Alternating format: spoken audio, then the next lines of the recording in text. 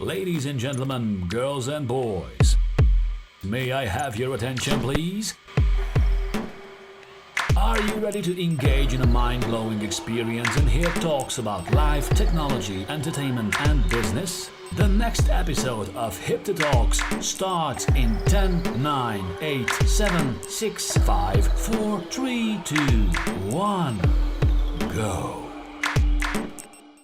Hello, good morning, good day, good evening, everybody. Welcome to a new episode of HIPTHER Podcasts. Today we're going to talk about how iGaming is adapting to the same direction that computer games did, or if is iGaming adapting the same direction, switching from solo experience to a more social one. And we have today with us Michael Pedersen, Chief Commercial Officer at Lifespins iGaming. Hi, Michael. Please tell us a little bit more about you, about your company, and what is this all about? Hey, Alex. Thank you for having me on. This is so exciting. I'm Chief Commercial Officer at Livespins.com. To answer your previous question, yes, I'm obviously heavily biased, but I strongly believe that the iGaming industry overall will learn from the computer game industry and become, a more sort of social, a more group experience, a more connected experience over time. I guess part of the reason I believe that is, the computer game industry that has taken that shift, and that's effectively what the generations are, especially millennials and Gen Z, that's what they're used to now. That's what they grew up with. That's what they're experiencing. And they're also experiencing the same sort of,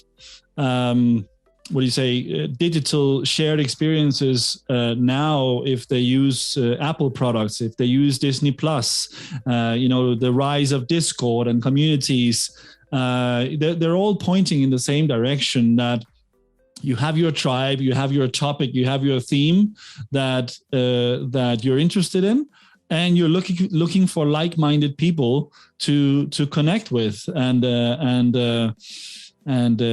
have an experience with. So I think the world is moving in that direction, and I think the iGaming industry needs to pay very close attention to that trend, or seriously risk taking the risk of becoming irrelevant over the next 5 to 10 years if we don't start catering for that kind of entertainment experience. So yeah, that was a long intro, Alex. Apologies for that, but I'm very passionate about this topic. Oh, that's cool. So what you're saying is that in the future we can expect an MMOIG type of game, like MMORPG, switching to the iGaming. Do you see that this would be the most beneficial transformation and the most beneficial direction? Yeah, I think there are many different types of players, right? And this product will, this type, this vertical, whatever you want to call it, will not be for everyone, right? I mean, there will be still VIP players or older demographics or whatever it may be that do not resonate with that product experience, and they want to continue, with solo sessions and not having a streamer or a host sort of, communicate with them. Some people will see that as annoying, right? But so I think it's a matter of catering to the different player segments, being aware of the different player segments, being aware of the, how these, generations or segments grew up.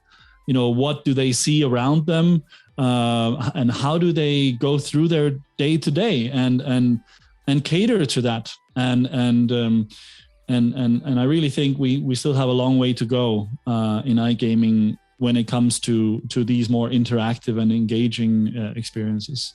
Mm-hmm. So at this moment, do you believe that the online casino play is currently shifting from solo activity to multiplayer entertainment? Yeah, absolutely. I think this shift has been happening over the last 5 years, I would say. I mean, I personally started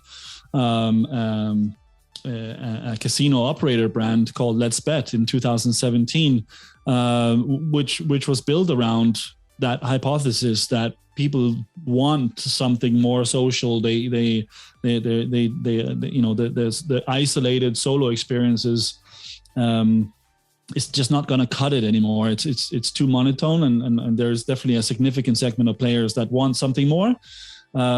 So that's when my journey started, and I think probably back then it was probably a bit too early, a bit too niche, but I'm 100% convinced, Alex, 2022 is the year of social shared experiences within the iGaming industry.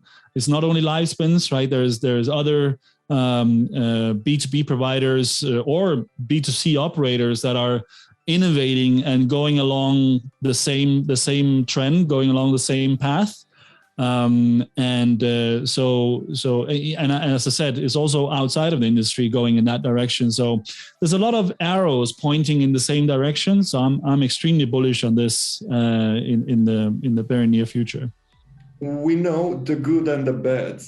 What lessons do you think that we can learn from the video gaming industry going on this road? Mm-hmm. Yeah, that's a great question.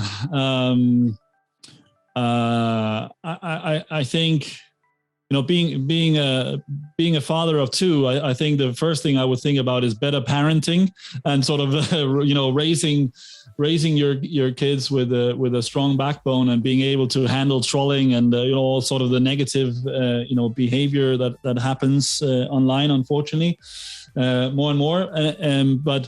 But apart from that, I mean, I think what can we learn? I don't know. I mean, it's to be honest, I think there's, you know, I choose to focus on the positives here.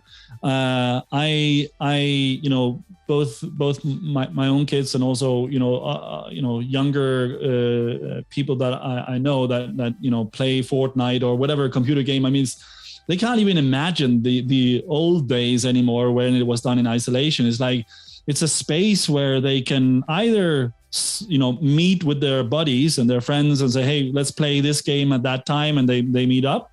And also very often it's I'm speaking to, you know, whatever, Peter. Okay, who's Peter? I met him through Fortnite, or you know, whatever. I said, you know, they learn new connections. You find other people who also likes your favorite game, or now your favorite slot, or your favorite poker game, or whatever it might be.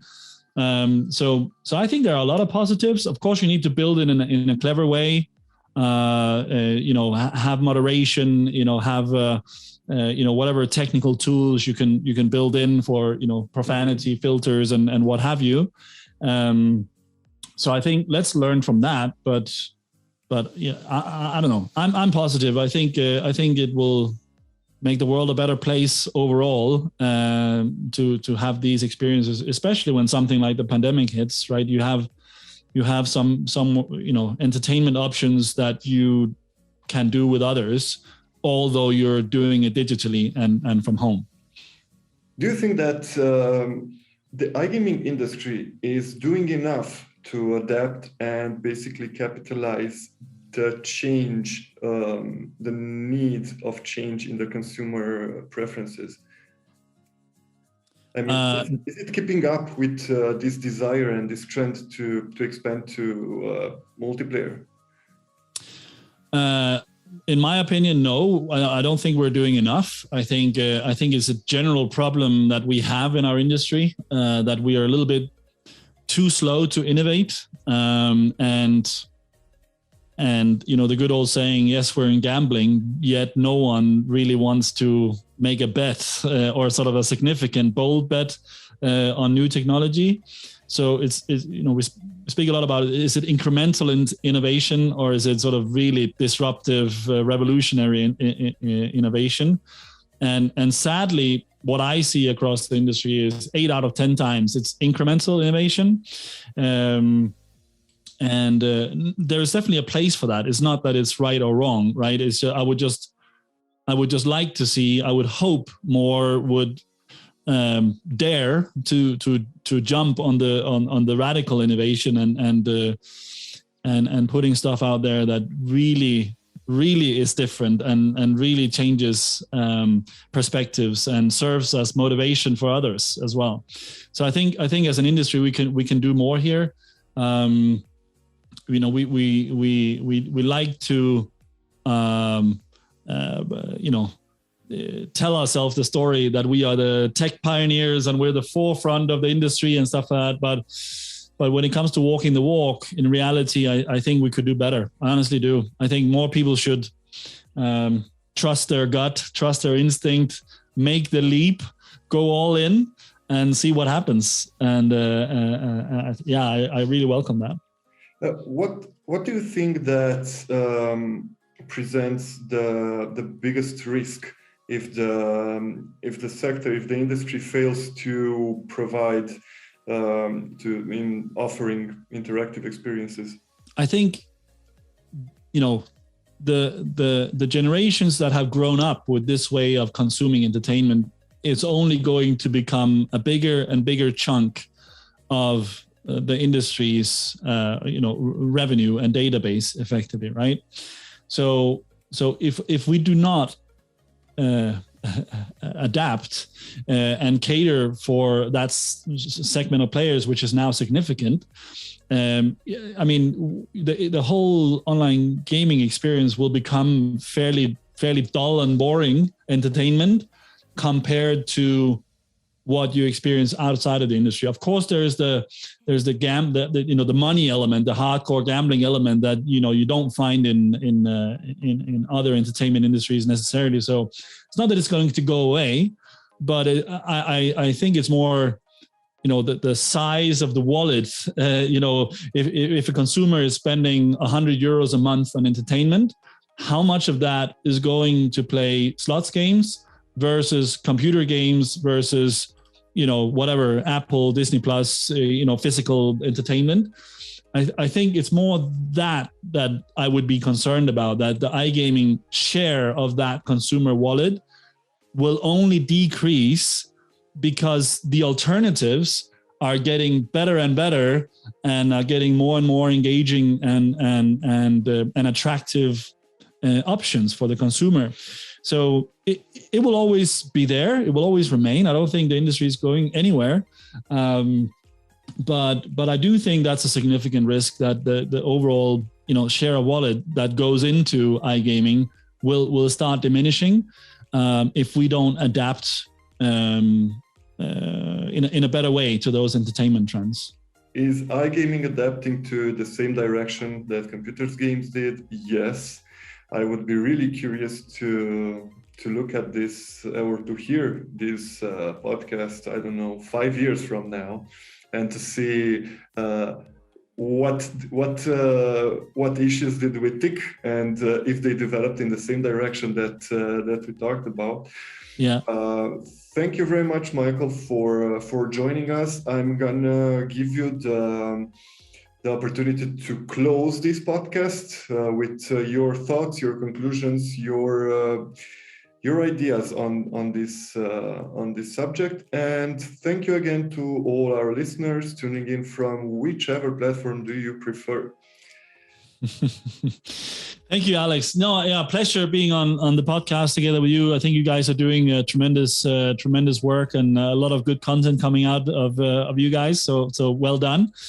Look, I think this decade is going to be transformational for iGaming, both by way of products, both of the social stuff, also just as the regulated markets around the world significantly increases, US opening up, India opening up, Latin America, the whole world is soon regulated or accessible in a legal way. So look, I've been in the industry for 15 years. It's been a tremendous ride. I can't wait for the next 10 years to pass. There's so much cool stuff coming up, both innovation wise and distribution wise, and as just watching the industry mature and moving from cowboys and Indians to a much more structured and innovative and corporate place. So I think, it's such a fun industry to be part of. And I think, Alex, we should do one when we turn 70, and I still think I'll be engaged in iGaming because I'm just so passionate about it. I love it. So yeah, that's all from my side, Alex. It's been a pleasure being on. Thank you very much, Michael. Thank you, everyone. Don't forget to subscribe to our YouTube channel and to our platforms. You can find anything on HIPTHER.com/podcast. Stay tuned and take care, guys. Thank you for joining. Be sure to check back next week for the next HIPTHER Talks and subscribe on Amazon Music, Overcast, Spotify, Google Podcast, Apple Podcast, iHeartRadio, SoundCloud, Mixcloud, and Pandora.